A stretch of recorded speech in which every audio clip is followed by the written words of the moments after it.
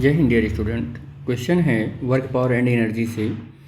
N ox can apply a maximum force of 1000 Newton.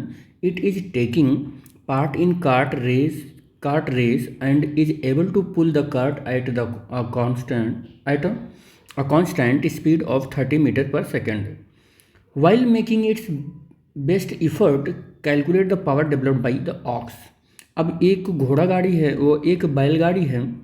अब उस बैलगाड़ी में जो बैल है ना, यानी कि ऑक्स है जो, वो क्या कर रहा है, कितना फोर्स लगा रहा है, वो फोर्स लगा रहा है 1000 न्यूटन, और उसकी एक कांस्टेंट वेलोसिटी आ जा रही है, और वो स्पीड आ जा रही है। वो स्पीड कितनी आ जा रही है, v is equal to 30 metre per second आ जा रही है।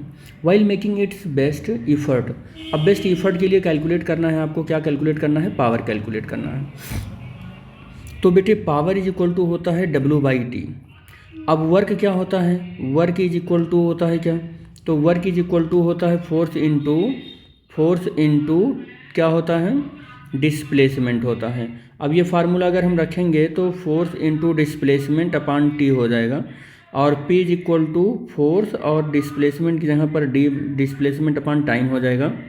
और क्या मिलेगा यहाँ से, P is equal to F और into displacement upon time velocity हो जाता है। तो मैं चाहता तो डायरेक्ट ये फार्मूला लिख देता, P is equal to F into V, लेकिन मैंने प्रूव करके आपको दिखा दिया कि कैसे प्रूव होता है। Power is equal to force into velocity, और वेलोसिटी हमें और फोर्स हमें सब मालूम है। फोर्स हमें 1000 मालूम है न्यूटन, और वेलोसिटी कितना मालूम है, वेलोसिटी 30 मीटर पर सेकेंड मालूम है।